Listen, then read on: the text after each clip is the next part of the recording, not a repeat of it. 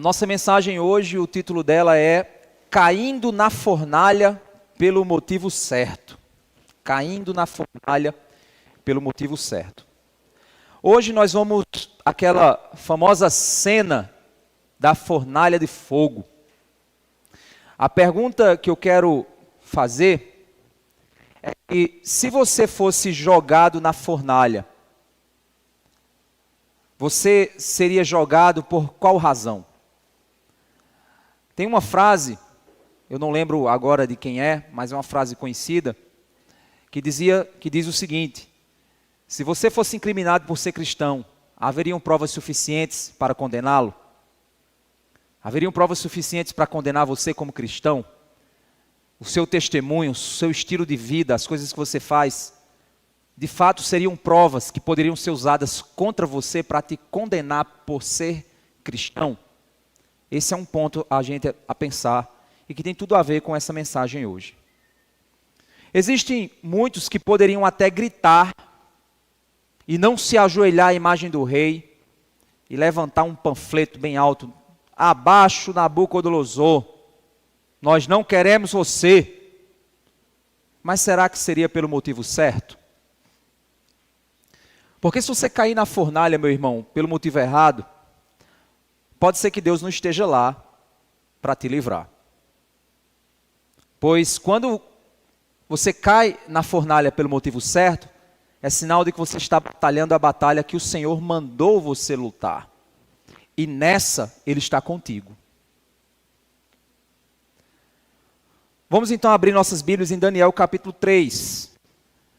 Vamos então ler do verso 1 ao verso 7, que é a preparação da cena, o início então da cena contida nesse texto. Daniel capítulo 3, do verso 1 ao verso 7, diz assim: o rei Nabucodonosor fez uma imagem de ouro que tinha 27 metros de altura e 2,70 metros de largura, que ele levantou na planície de Dura, na província da Babilônia. É interessante você observar, irmãos, que quando você vê a estátua, não é descrito o que é a estátua que ele levanta. Então, se você já viu uma imagem do rei Nabucodonosor, uma estátua com as mãos assim, esses desenhos que o pessoal faz, não tem nenhuma descrição bíblica dizendo que eram essas imagens, certo, gente? Isso são inferências, são criações. Às vezes a gente ouve tanto uma história que a gente começa a introduzir na história elementos que a história nunca teve. É como aquela ideia lá de Paulo cair do cavalo na estrada de Damasco. Isso é uma coisa que alguém inseriu algum dia num filme, numa coisa, e você trouxe. É como a ideia dos 3 reis magos. Essas coisas são invenções, certo? Então, na realidade, o rei fez uma imagem. A gente supõe que é uma imagem dele mesmo, não é? Essa imagem, ela tinha uma altura de 27 metros. Só para vocês terem uma noção, eu fiz uma pesquisa. A estátua do Cristo Redentor tem 30 metros de altura. Então, só é você fazer uma referência, seria a imagem do Cristo Redentor, menos 3 metros. Eu acho que é equivalente ali à cabeça do Cristo, né? Então, seria mais ou menos até a altura do ombro dele, provavelmente. Então, daí você tira o tamanho dessa estátua. E essa estátua, ela tinha também 2,70 metros de largura. Eu não consegui encontrar qual é a largura do corpo do Cristo Redentor, mas de braço a braço ele tem 30 metros. Né? Ou seja, ele é quase uma cruz, né? De braço a braço ele tem 30, de cabeça abaixo ele também tem 30 metros. Mas essa estátua, ela tinha então 27 metros de altura e tinha 2,70 metros de largura. E ele levantou essa estátua de ouro. Era ouro, viu, gente? Eu fico imaginando o sol quando batia numa estátua dessa, como não era uma imagem imponente. Era uma estátua de ouro que ele levantou nesse local.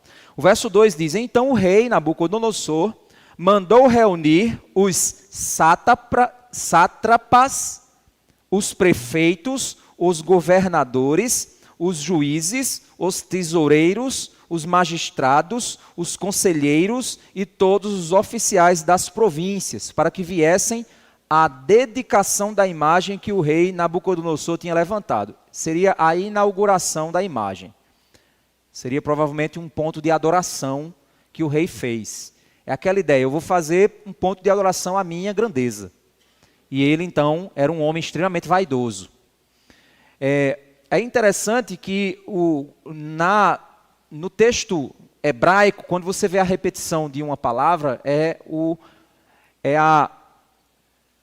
na nossa língua ocidental, quando a gente põe um negrito, quando você põe uma aspas, quando você põe uma caixa alta, você está trazendo ênfase para aquele texto, certo? No caso, na literatura hebraica, não acontecia assim. A ênfase era dada na repetição.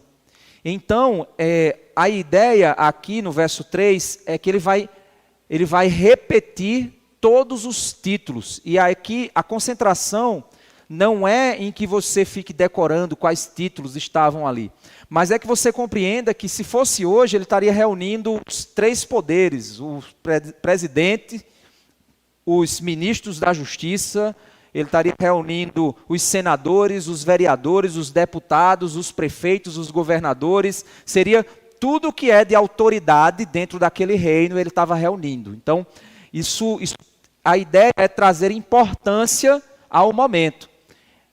Era um evento de extrema importância e de grande impacto dentro do reino. A intenção de Nabucodonosor era gerar impacto naquele reino. Então ele trouxe o maior número de representantes civis que ele podia trazer. E por isso, então, Daniel está reforçando a ideia, no verso 3, dizendo: então se reuniram os sátrapas, os prefeitos, os governadores, os juízes, os tesoureiros, os magistrados, os conselheiros e todos os oficiais das províncias, para a dedicação da imagem que o rei Nabucodonosor tinha levantado. E ficaram em pé diante da imagem que Nabucodonosor tinha levantado. Outra coisa muito repetida no texto é: Nabucodonosor tinha levantado, Nabucodonosor tinha levantado, Nabucodonosor tinha levantado. Então isso está reforçando que era uma atitude dele. Era uma iniciativa de pura vaidade. Ele fez, ele fez, ele fez. É ele que quer. É ele que disse. É ele que determinou. Então é isso que está sendo feito. Então daí vocês tiram a importância do evento, a grandeza do evento e a vaidade de Nabucodonosor. Por que a gente entende que ele era um homem extremamente vaidoso? A gente vai entender um pouquinho mais aqui à medida que a gente for caminhando no texto. Mas a gente vê que no capítulo 4, Deus quebra a vaidade dele completamente, quando faz ele enlouquecer. Então a gente está vendo aqui na realidade um rei que Deus chamou, deu a ele o poder, e o poder começa a dominar a cabeça dele. Começa a fazer a cabeça dele. E ele chega aqui no capítulo 3 achando-se ser o mais poderoso. E ele cria o evento mais imponente que poderia ter acontecido na história daquela civilização. Porque se era o maior império do mundo, seria encarado como o evento mais poderoso do maior império do mundo. Todas as províncias, todos os líderes, todas as pessoas importantes do reino estavam lá naquele lugar, naquele momento. Então era uma coisa realmente imensa, era uma coisa muito imponente, era uma demonstração de vaidade e de poder.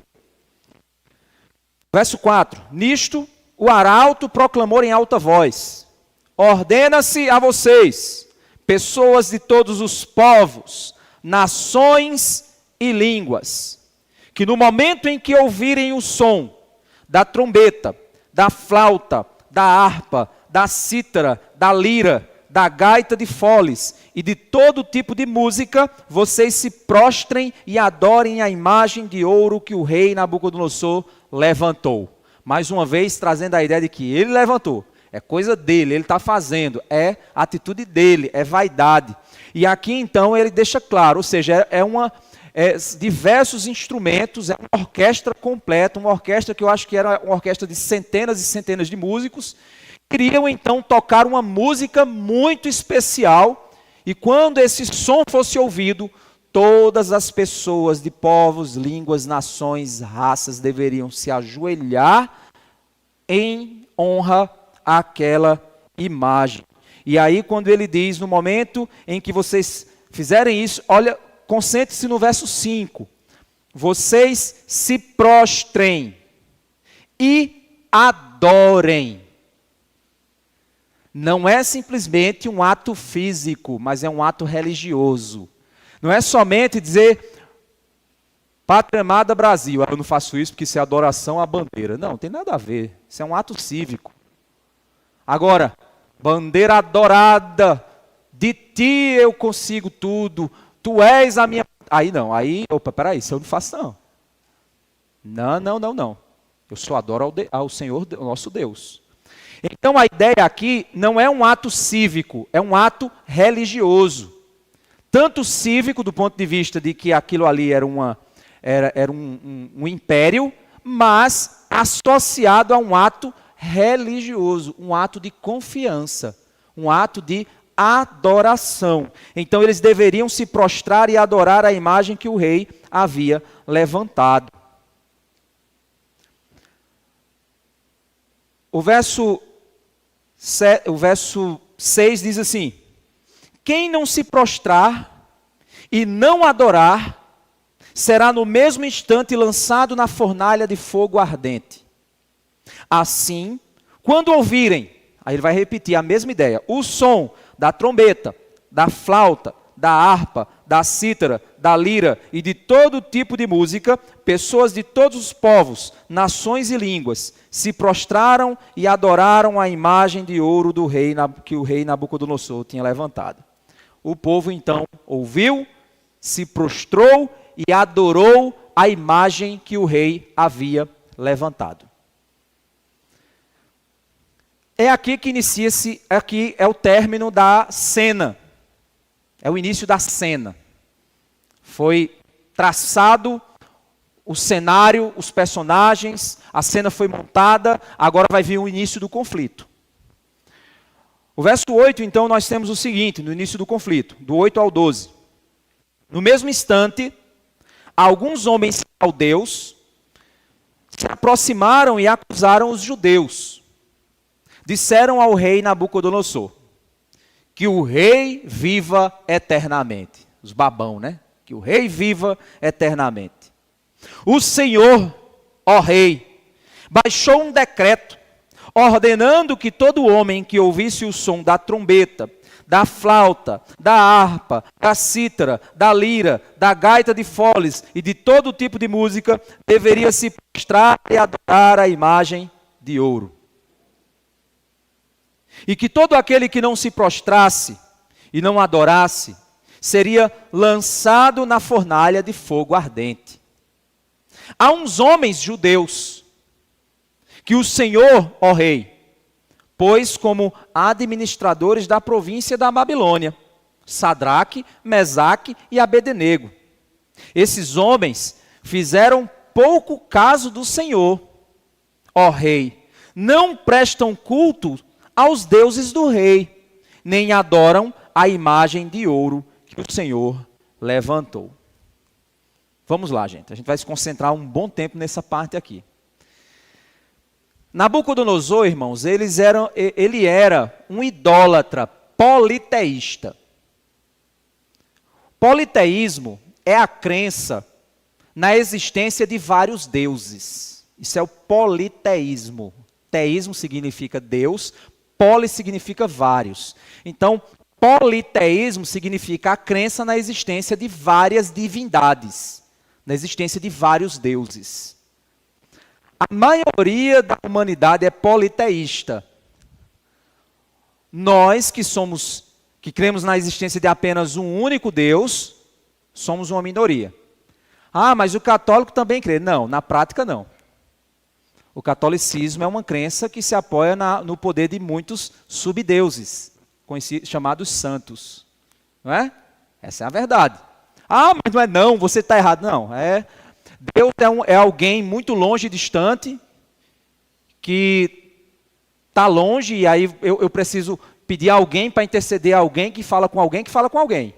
E aí eu tenho um panteão de deuses, onde eu tenho um deus lá, Zeus, e eu tenho os deuses, que são os santos. É a mesma lógica, gente. A crença em um só Deus, aquilo que é contrário do politeísmo, somente a fé bíblica prega dessa forma. A crença no único Deus verdadeiro. E que mais ninguém divide esse poder. Mais ninguém. A gente não adora anjos, a gente não intercede, a gente não reza para anjo. Anjo não tem poder nenhum, a não ser dado por Deus. Mas ele não é objeto da nossa adoração, nem da nossa intercessão. Essa é a crença bíblica. O resto é tradição e invenção. Então, a religião mais comum do ser humano é o politeísmo. É a crença de que tudo que balança no universo é Deus. O sol é Deus, os bichos são Deus, a vaca é Deus, tudo vira Deus. Isso é politeísmo. E Nabucodonosor era um politeísta. O politeísta não é um crente, gente, mesmo que ele tenha visto e acredite no poder do Senhor. A relação do politeísta com Deus é apenas uma relação de acréscimo, não de exclusividade. O monoteísmo, a crença em um só Deus, é uma relação de exclusividade. O primeiro mandamento diz: eu sou o Senhor vosso Deus que os tirei da terra do Egito. Vocês não terão outros deuses diante de mim. Esse é o primeiro mandamento. Então só há um Senhor, um Deus. Não há nenhum outro poder fora da divindade do nosso Deus. O politeísta, ele não pensa assim. Na prática, Deus para ele, o Deus de Israel, é um acréscimo. É um a mais, é um plus.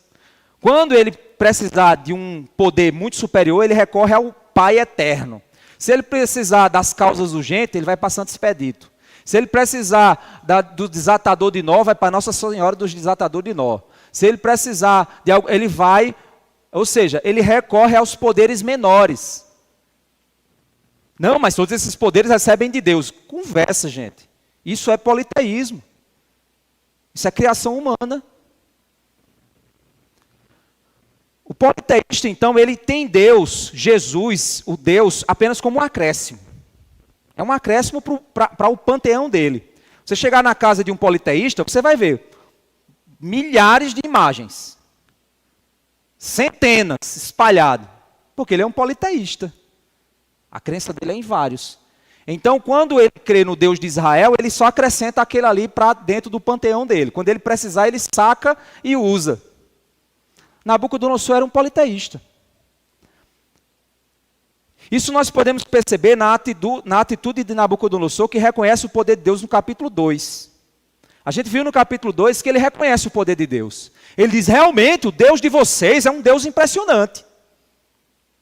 Mas mesmo assim, no capítulo 3, ele faz uma imagem de escultura. Aí não, mas ele se converteu no 2. Não, ele não se converteu no 2, ele se converteu no 4. Capítulo 4.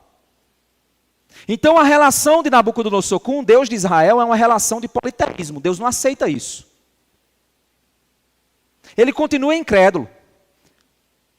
Porque ele continua disputando o coração dos crentes para adorarem a opinião dele. Todo politeísta, no fim, ama apenas a si mesmo, gente.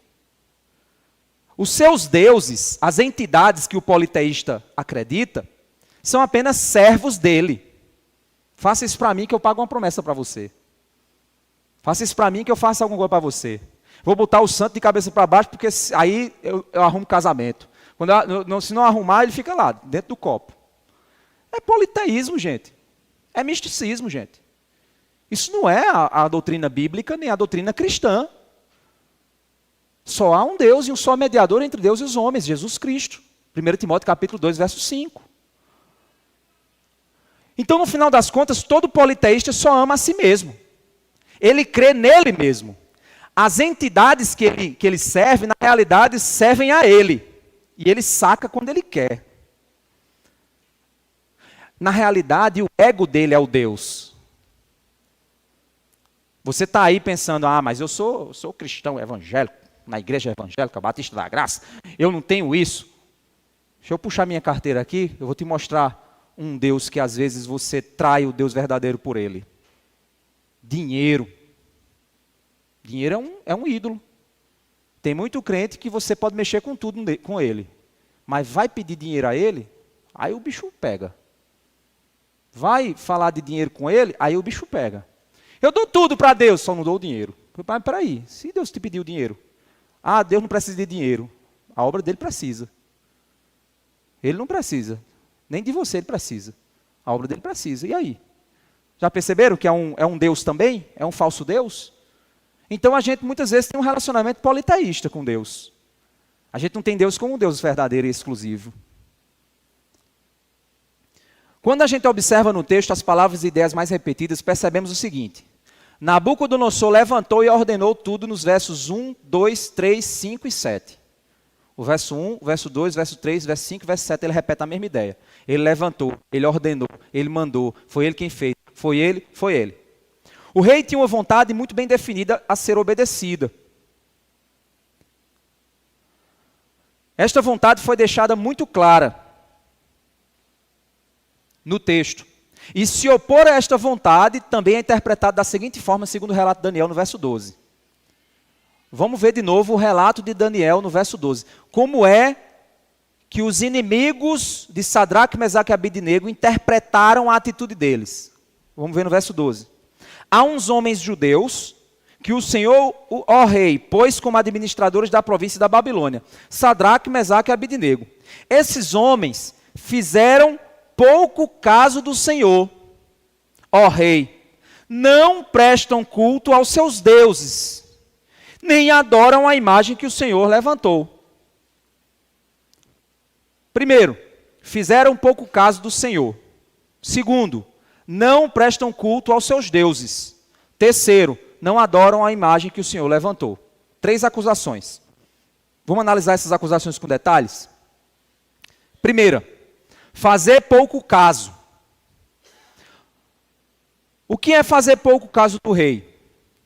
Seria não ter interesse de agradar ao rei. Eu não tenho interesse de agradar ao rei. Faltar com respeito ao rei. Ou não reconhecer a autoridade do rei. Esse desprezo poderia levantar a ira do rei facilmente. E algo desse tipo poderia ser até justificado na reação do rei. Mas a gente não deve esquecer que a constatação desse fato é fruto da atitude deles, de não se adequar ao sistema que o rei criou. Como a gente conhece a história de Sadraque, Mesaque, Abednego e de Daniel, nós entendemos que a questão aqui não é desrespeito ao rei. Porque no livro o que nós mais vemos é a atitude de respeito deles para com a autoridade do rei. E o reconhecimento de que o rei estava ali porque Deus mandou. Então a gente não vê a atitude de respeito por parte deles. Eles não eram revoltosos ou rebeldes. E é isso que a gente precisa entender, gente. O crente, ele não tem que ser rebelde. Ele não tem que, eu vou para o congresso, eu vou fazer um... Não, a gente não é, essa não é a atitude nossa. Não é o nosso chamado. Desafiar o sistema da idolatria não significa desrespeitar autoridades. Pois a Bíblia não nos ensina a faltar respeito com as autoridades. Eu posso discordar de um governante sem faltar com respeito a ele. Ó, ilustríssimo, excelentíssimo, grandiosíssimo Senhor, o Senhor está faltando com a verdade. Eu estou dizendo que ele está mentindo. Ó, excelentíssimo, grandioso, poderoso, o Senhor está errado. Eu não concordo. Eu posso ser respeitoso e discordar.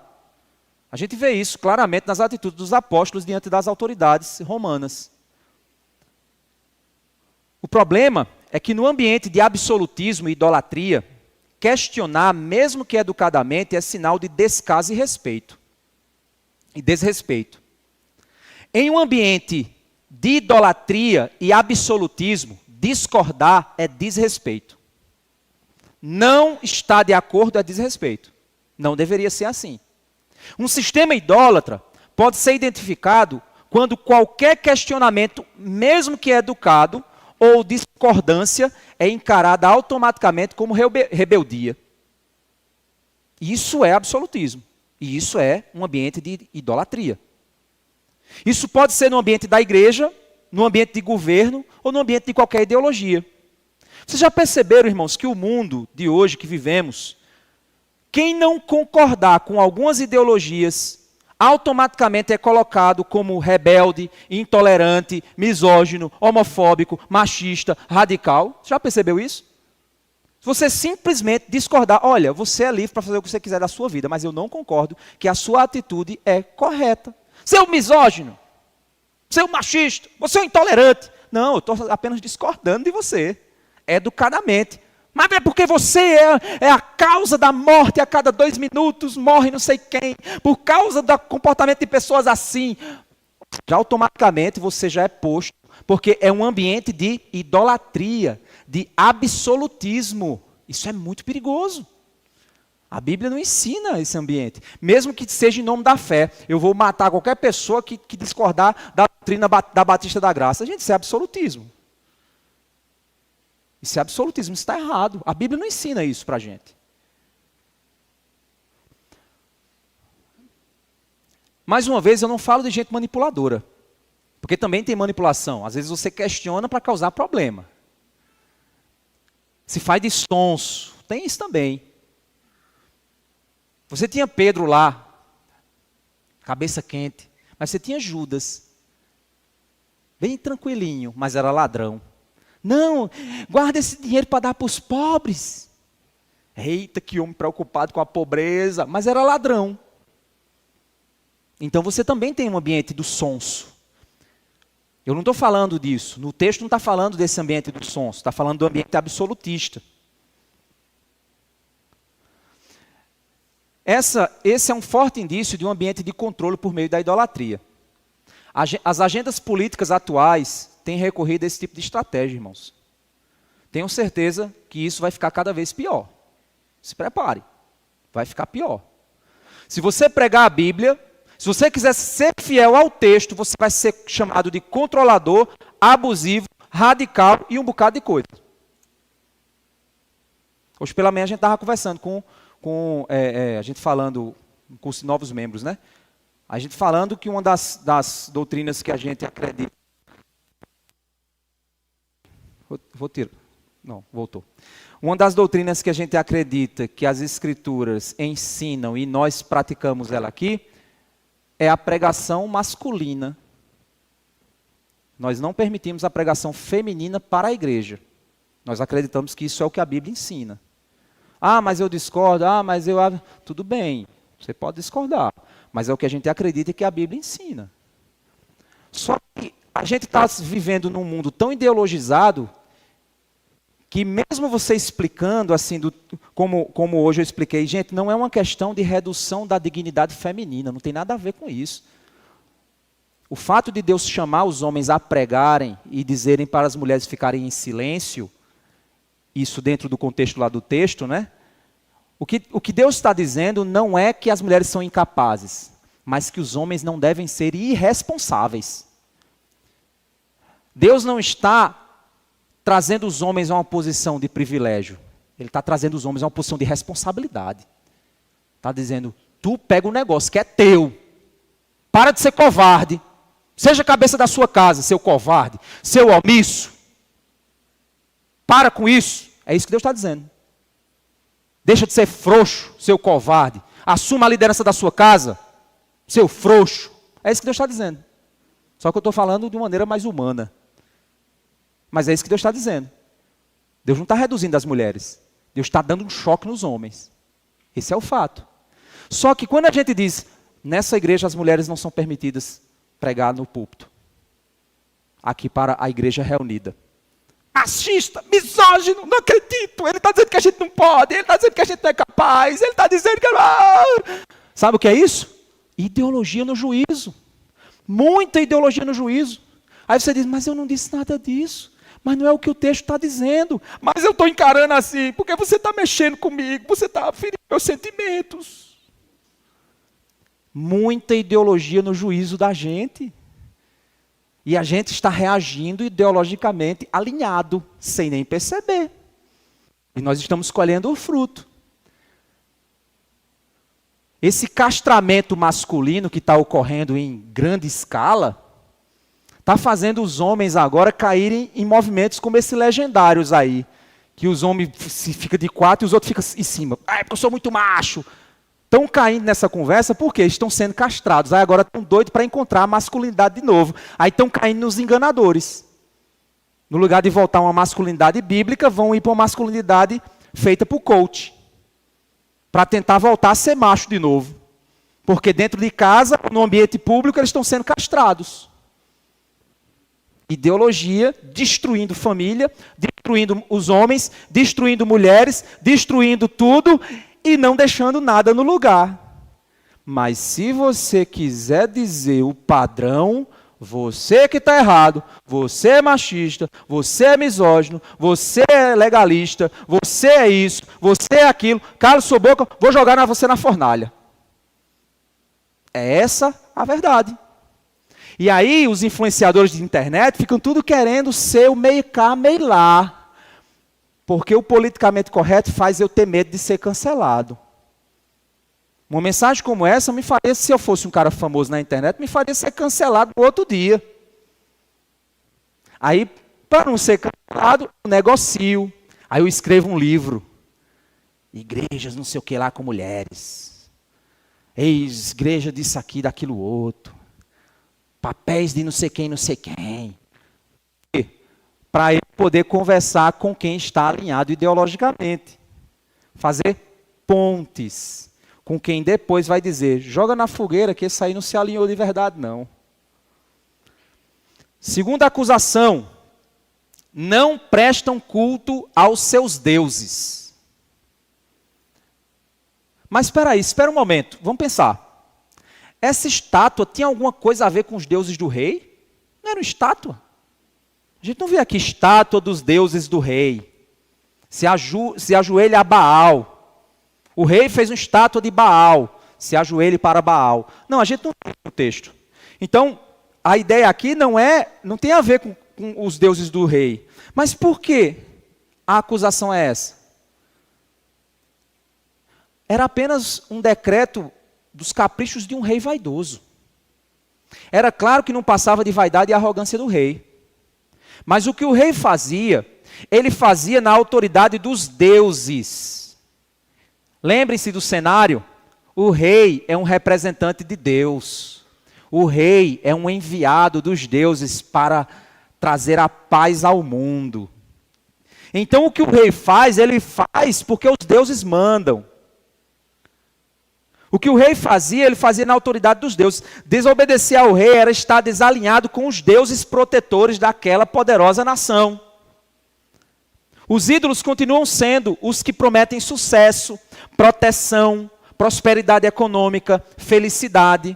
Os deuses continuam oferecendo isso para a população. Esses falsos deuses são nada mais que frutos das expectativas humanas de ter o céu aqui sem Deus.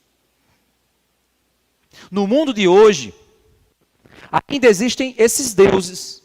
E quem não seguir o sistema desses deuses que tem no mundo, é porque está se rebelando contra os deuses que a sociedade e que os governantes representam.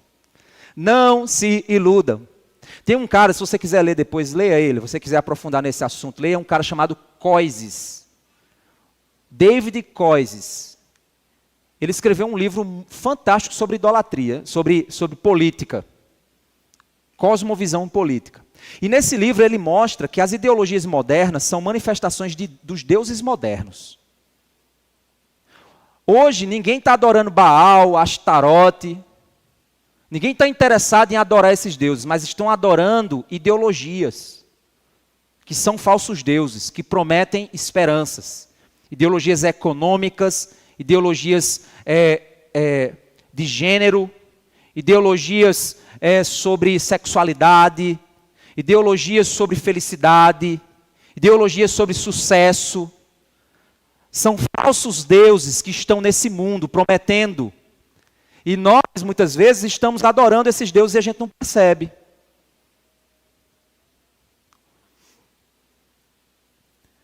Quem se rebela contra esses deuses, contra os deuses da sociedade, está se rebelando, na realidade, contra os que os representantes governamentais estão fazendo para adorar esses deuses, para se submeter a esses deuses.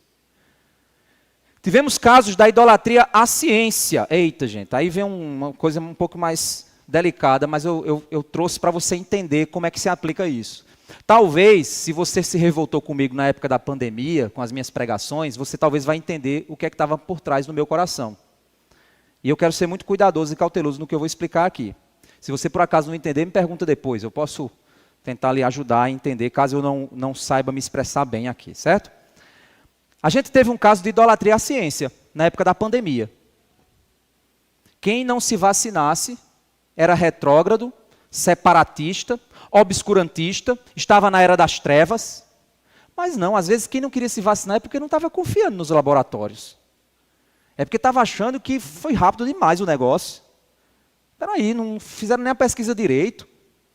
Ou você acha que não tem uma indústria por trás, ganhando muito dinheiro com os governos vacinando o povo? Você acha que não tem? É claro que tem, gente. Ah, então toda vacina está... Não, gente, é claro que as vacinas foram um avanço científico muito bom para a nossa geração. Muitas doenças foram erradicadas por causa da vacina. Mas especificamente, na época da pandemia, será que aquilo ali não estava estranho? E se simplesmente eu abrisse minha boca e dissesse, peraí, vamos ter calma, isso não está rápido. Olha quem ele é, obscurantista, seu misógino, homofóbico, fascista, taxista e um bocado de coisa. Peraí, eu só estou perguntando. Hashtag Viva o SUS! A gente não vê esse tipo de coisa? Esse tipo de loucura coletiva? O que é isso? Mas peraí, você não se vacina, você é de Bolsonaro. Eu me vacino porque eu sou de Lula. Ele se vacina porque ele é de Lula. E ele se vacina porque... Gente, que loucura! A gente viu essa doideira no juízo do povo. E o pior era ver os crentes dentro dessa doideira. Sem exercer nenhum tipo de cognitivo, nenhum tipo de inteligência. Não estou dizendo que quem não se vacinava era inteligente e quem se vacinava era burro. A questão é, a idolatria enlouqueceu pessoas. Uma atitude de se vacinar se tornou indício se você é merecedor de viver ou não. É bom que morra mesmo esse povo que não se vacina. Morra tudinho. Espera aí, calma, são seres humanos. E esses que estão, é a marca da besta. Espera aí, que marca de quê, homem? Tem um chip. Olha aqui, o vídeo mostrando que tem uma substância. E o povo, meu Deus, que loucura.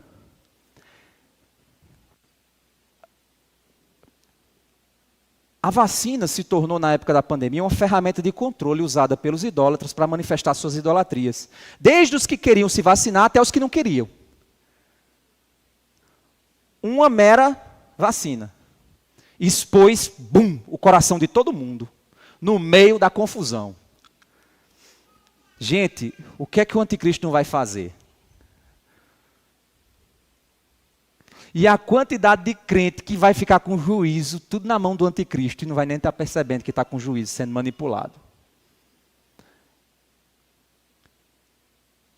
Quando o governo desse um decreto com base nas crenças em seus deuses seculares, ou crenças de solução dos problemas humanos, sempre surge um dilema.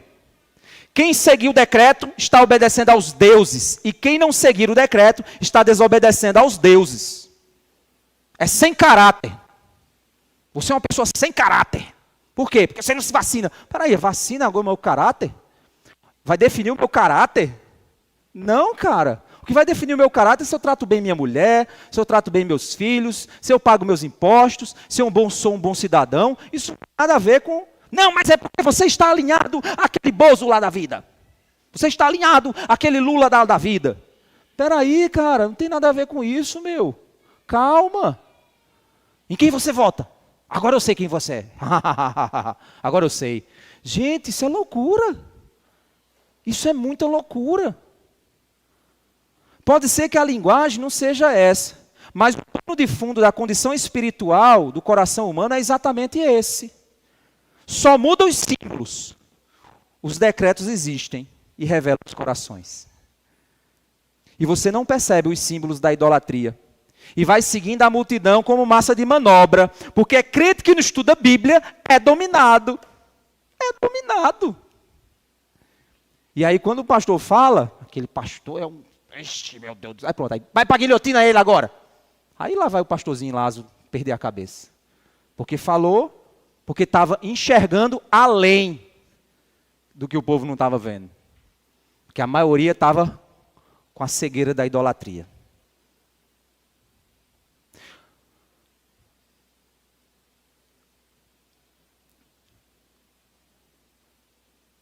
Ou você percebe que de um lado e de outro, independente do lado, existem falsos deuses sustentando narrativas de direita, de esquerda, de centro, de cima, de baixo, de vacina, de não vacina, de contra-vacina, de a favor de vacina, de ciência contra ciência, de ideologia disso, daquilo, de criança, que depois escolhe se é menino ou menina. Tudo isso, se você analisar, o que está por trás, sustentando todas essas narrativas, são falsos deuses.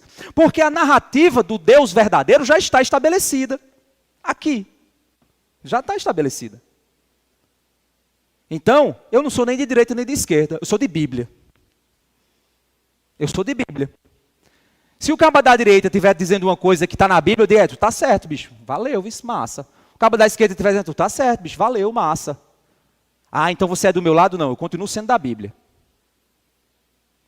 Essa tem que ser a atitude. Foi essa a atitude de Cedraque, Mesaque e Abednego. Eles disseram, não, a gente não se adequa ao sistema. Então, primeiro, fizeram pouco caso do rei. Segundo, não adoram aos deuses. Terceiro, nem adoram a imagem que o Senhor levantou. A terceira acusação. Ajoelhar-se diante daquela imagem era o sinal da besta daquele momento, gente. É necessário nós entendermos que a Bíblia não está preocupada com o que é o sinal. É o mouse, é o cartão de crédito, é o chip na mão, é a vacina. Gente, a Bíblia não está interessada com o sinal, mas com o que ele significa. Ajoelhar-se àquela imagem era submeter-se na prática ao que o sistema estava propondo. O chamado aqui não era se ajoelhar por respeito ao governo, por respeito à bandeira nacional com a mão no peito. Era ou uma vacina para a sua saúde, ou um cartão de crédito para comprar, ou um número de CPF para se identificar. Não, é que o que é feito para adorar aquela ideia. Olha o 3:10, vamos ler de novo? 3:10. O Senhor, ó rei, baixou um decreto, ordenando que todo homem que ouvisse o som da trombeta, da flauta, da harpa, da cítara, da lira, da gaita, de foles e de todo tipo de música deveria se prostrar e adorar a imagem. Prostrar-se era o ato físico, adorar era o motivo. Vou repetir, prostrar é o ato físico, adorar é o motivo de se prostrar. E eles disseram, se fosse se prostrar em respeito ao rei, eu me prostraria. Sem problema nenhum. Mas me prostrar porque eu estou adorando esse sistema, não. A palavra aqui é adorar, ou seja, quebrar o primeiro e o segundo mandamento. Era desconsiderar o Senhor Deus como o único a ser adorado. Alguém aqui tomou vacina porque estava negando Jesus? Eu imagino que não. Sei lá se vacinar. Aí a senhorinha lá do posto. Você tomará vacina. Você tem certeza que estará negando o Senhor Jesus como seu único e suficiente Senhor? Estará assumindo a AstraZeneca como o seu novo Deus? Aí você, amém. Aí, plim, a vacina. Foi assim? Eu tenho certeza que não. Então, para de viagem na maionese. Agora, se dissesse assim, quem tomar é porque está adorando, negando o seu Senhor para adorar o que a gente está propondo. Opa, isso aí não, cara. Isso aí não. Isso aí não.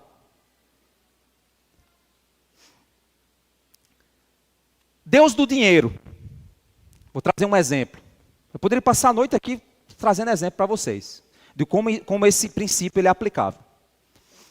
Nós tivemos uma situação no ano passado em relação à interpretação. Parque do Povo. Não sei quanto para ganhar lá na interpretação, para os intérpretes interpretar as músicas que estavam lá. Eu não lembro quanto era um valor, mas era um valor bem significativo. Intérpretes, venham aqui interpretar. Vocês vão interpretar música. Que música? Senta, sobe, baixa, sobe, não sei o que lá, faz isso, faz aquilo, faz esse com a cara, faz aquilo com aquilo outro, faz aquilo com aquilo outro. E as músicas de hoje são assim, né? Aí imagina, Kathleen, lá, faz aquilo, faz a mão dela, o que é que a mão dela ia fazer de gesto? Que coisa horrível. Aí os nossos intérpretes disseram, não, isso nós não fazemos. Essas mãozinhas aqui são para adorar o Senhor. Aí teve intérprete que disse o quê? É trabalho, meu irmão. É trabalho. que Deus eu sirvo? Dinheiro. O dinheiro faz eu abrir mão do Deus dos céus para agir de maneira que vai contra o Deus dos céus. Dinheiro. Isso você faz na sua empresa. Quando o teu chefe pede uma coisa, que você diz, não, isso é trabalho, não é trabalho, eu tenho que fazer. É o jeito, né? É o jeito. Idolatria, gente. Em qualquer área. Política, em qualquer área. Se você abrir mão dos valores que o nosso Deus tem, porque você está querendo fazer ou ganhar algo, isso é idolatria. Isso é adoração. Confiar, esperar, se submeter e agir de modo a reconhecer que sem aquele que eu estou adorando eu não consigo sobreviver. É abrir mão do Senhor verdadeiro para adorar um substituto que vai me dar o que eu deveria esperar somente em Deus. Mas eu vou morrer. Mas continue adorando a Deus. Só ao Senhor adorarás e só a Ele servirás. Vamos lá para o Apocalipse. Deixa a tua Bíblia marcadinha aí. Vamos lá para o Apocalipse capítulo 13. Vamos lá, gente. Oi, Deus nos conceda graça para que o relógio pare, igual Josué fez. Foi Josué não, esqueci o profeta que fez isso. Que o sol pare. Apocalipse 13, vamos ler Apocalipse 13. Olha que interessante, vocês vão ver que o padrão é o mesmo. Certo? Apocalipse 13. Esse número, não, João não botou aqui, quem fez isso não botou de propósito não, viu? Apocalipse 13, verso 1, que é Apocalipse 13 é o capítulo da besta, certo? 13, vi emergir do mar uma besta que tinha 10 chifres e 7 cabeças, e sobre os chifres 10 diademas, e sobre as cabeças nomes de blasfêmia. A besta que vi era semelhante ao leopardo, com pés como que de urso e boca de leão. Uma coisa estranha aí, não sei como é que Kathleen está interpretando aí, mas vai na força, cara. E o dragão deu à besta o seu poder, o seu trono e grande autoridade. Uma das cabeças da besta parecia ter sido golpeada de morte, mas essa ferida mortal foi curada. E toda a terra se maravilhou seguindo a besta, toda a terra. E adoraram o dragão, porque deu a autoridade à besta. Também adoraram a besta, dizendo, quem é semelhante à besta? Quem pode lutar contra ela? Foi-lhe dada uma boca que proferia arrogâncias e blasfêmias, e foi-lhe dada a autoridade para agir durante 42 meses. A boca dela blasfemava contra Deus, dizia arrogâncias contra Deus. Quem adorava a besta, adorava alguém que estava blasfemando contra Deus. Verso 6, a besta abriu a boca em blasfêmias contra Deus, para lhe difamar o nome e difamar o tabernáculo, a saber os que habitam no céu. Foi-lhe permitido também que lutasse contra os santos e os vencesse. Foi-lhe dada ainda autoridade sobre cada tribo, povo, língua e nação. E ela será adorada por todos os que habitam sobre a terra, aqueles que desde a fundação do mundo não tiveram seus nomes escritos no livro da vida do Cordeiro que foi morto. Se alguém tem ouvido, ouça. Se alguém tiver de ir para o cativeiro irá. Se alguém tiver de ser morto pela espada será morto. Aqui está a perseverança e a fidelidade dos santos. Ou seja, morra pela sua fé. Essa é a fidelidade. A sua vida vale, a graça de Deus vale mais do que a sua vida. A salvação vale mais do que a sua vida nesse mundo. Morra pela sua salvação, se necessário for. Essa é a mensagem. Verso 11. Vi ainda outra besta emergir da terra, tinha 2 chifres, parecendo cordeiro, mas falava como dragão. Ela exerce toda a autoridade da primeira besta na sua presença, e faz com que a terra e seus habitantes adorem a primeira besta. Olha quanta adoração, gente. Cuja ferida mortal havia sido curada. Também opera grandes sinais, de maneira que até faz fogo descer do céu sobre a terra, diante de todas as pessoas. Seduz aqueles que habitam sobre a terra por causa dos sinais que lhes foi permitido realizar diante da besta, dizendo aos que habitam sobre a terra que façam uma imagem à besta, aquela que foi ferida à espada e sobreviveu.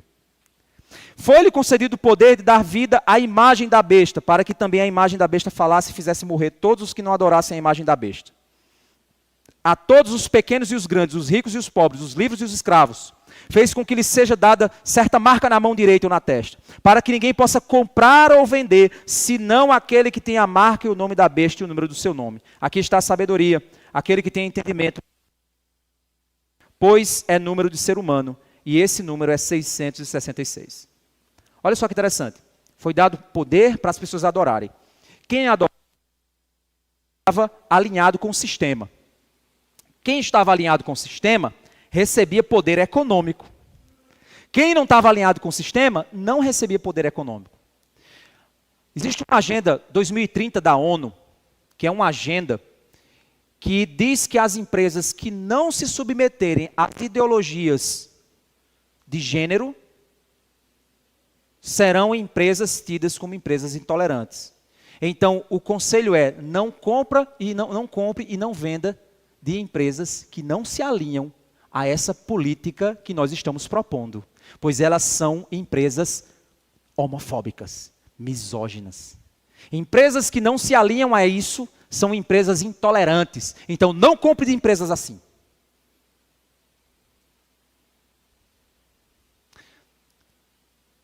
Eu conheço empresas que tiveram que criar documentos para dizer que elas não fazem nenhum tipo de distinção de gênero, de raça, de sexualidade, para contratar as pessoas.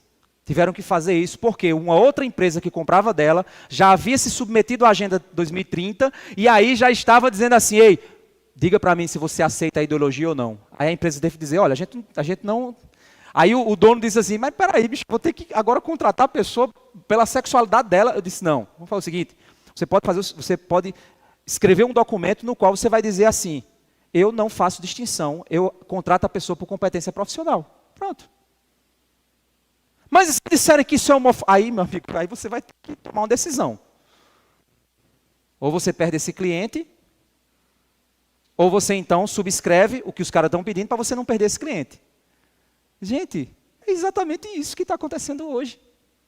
Professores em salas de aula estão sendo oprimidos para talvez dar aulas de coisas que ele diz: cara, isso está errado. Vou lhe demitir se você não der. Não estou dizendo a vocês que isso já está acontecendo no sentido de Nabucodonosor e da besta. Mas estou dizendo para vocês que os elementos são os mesmos. Ou você se submete ao sistema, ou você vai ser alguém que vai ser expurgado da sociedade. E aí vem a grande pergunta, crente. Você vai aceitar a marca? Ou você vai dizer: não, eu não deixo de adorar o meu Deus e o que o meu Deus significa e o que o meu Deus prega. Então você vai morrer, vai ficar desempregado, vai passar necessidade. O que a gente pode perceber é que tudo isso não passa de um sistema que tem um líder político poderoso, que é o rei, uma ideologia, que são os falsos deuses, que ditam a verdade, e ações que representam um alinhamento dos adoradores a todo aquele sistema. Mas o que todo esse sistema cobra é uma substituição da adoração. Para que você se submeta, tem que abrir mão do primeiro mandamento e acreditar que existem outros deuses com semelhante poder. E depois do segundo, crer em coisas, imagens, que podem dar a você o que somente Deus pode te dar e te faz agir de maneira a se encaixar no sistema e abrir mão do seu Senhor. Não é apenas se ajoelhar, mas é abrir mão da verdade de Deus para então se ajoelhar. Não se engane, irmãos. Existe uma agenda no mundo que faz isso. Se você não aceitar a cultura, os costumes, você não vai se encaixar. Você vai ser demitido. Você vai sofrer. Você vai ser expurgado.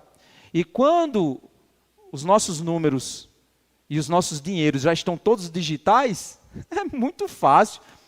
Aperta um botão lá no Banco Central e acabou, meu amigo, minha vida monetária. Você chega com dinheiro de papel hoje, o cara diz: o que é isso?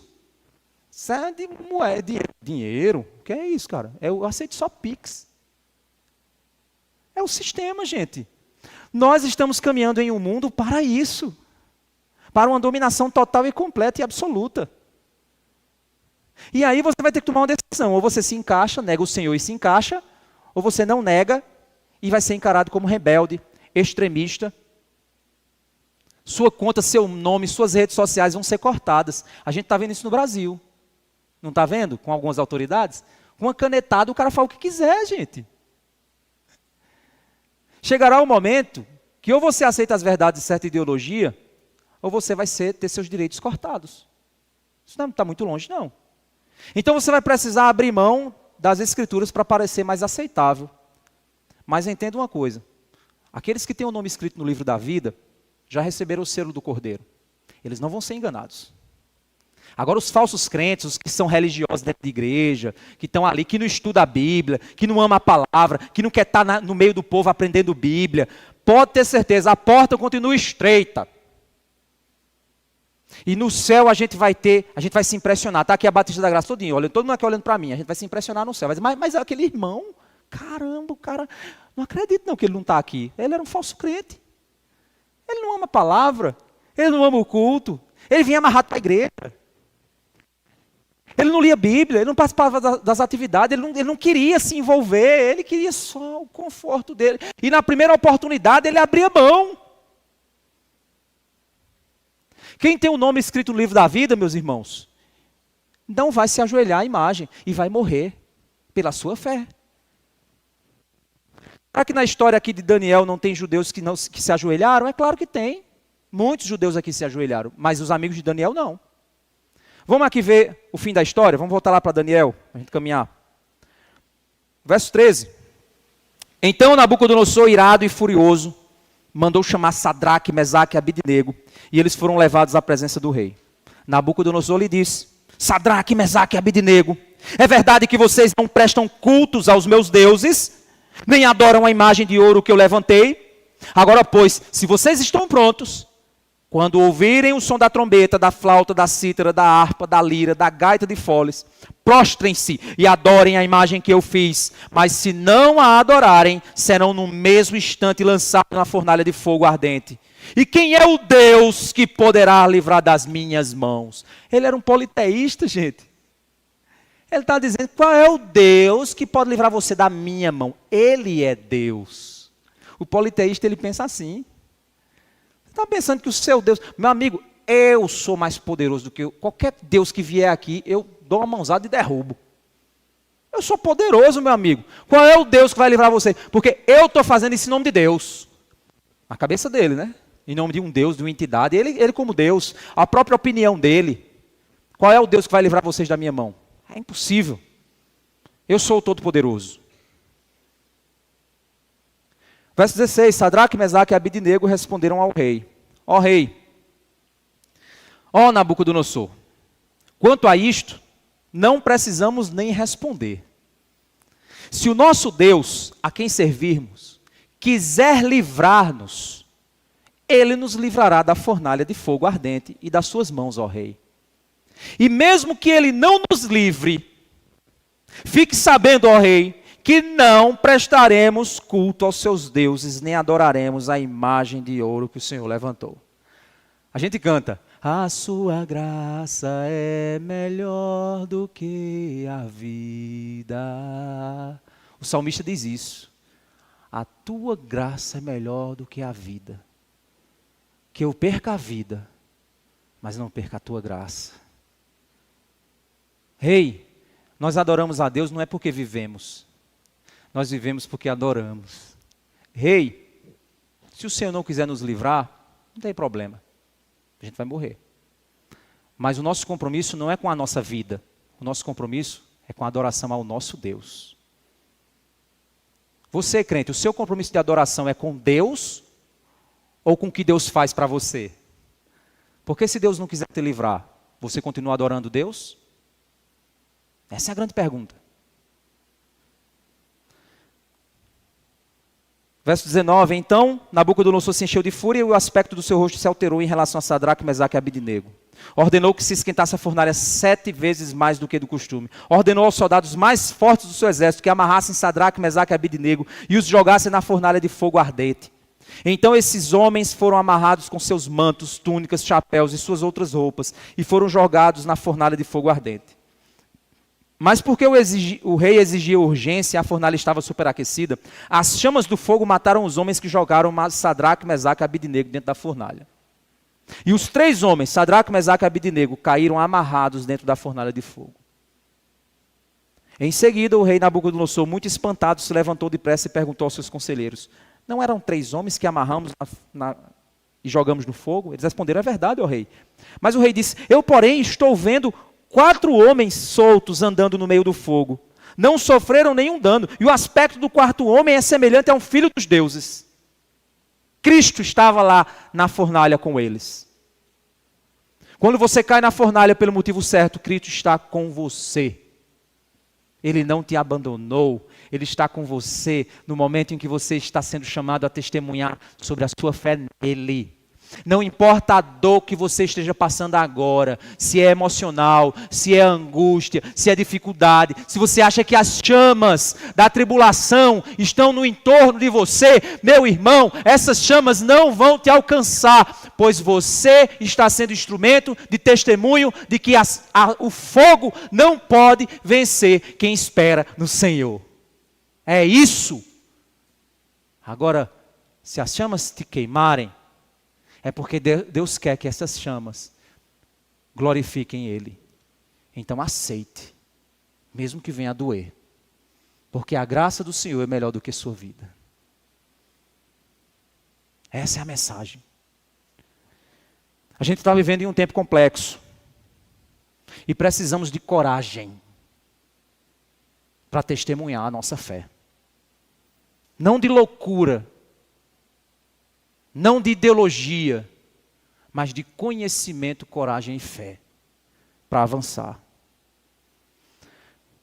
Então Nabucodonosor se aproximou da porta da fornalha de fogo ardente e gritou, Sadraque, Mesaque e Abidnego, servos do Deus Altíssimo, venham para fora, venham cá. Então Sadraque, Mesaque e Abidnego saíram do meio do fogo. Os sátrapas, os prefeitos, os governadores, os conselheiros do rei chegaram perto deles e viram que o fogo não teve poder nenhum sobre o corpo desses homens. Os cabelos da cabeça não foram chamuscados, os mantos não sofreram mudança e eles não estavam nem com cheiro de fumaça. É impressionante isso. Nem com cheiro de fumaça. Nabucodonosor disse, bendito seja o Deus de Sadraque, Mesaque e Abidnego, que enviou o seu anjo e livrou os seus servos que confiaram nele, pois não quiseram cumprir a palavra do rei, preferindo entregar o seu corpo a servir e adorar um Deus que não era o Deus deles. Olha que testemunho poderoso.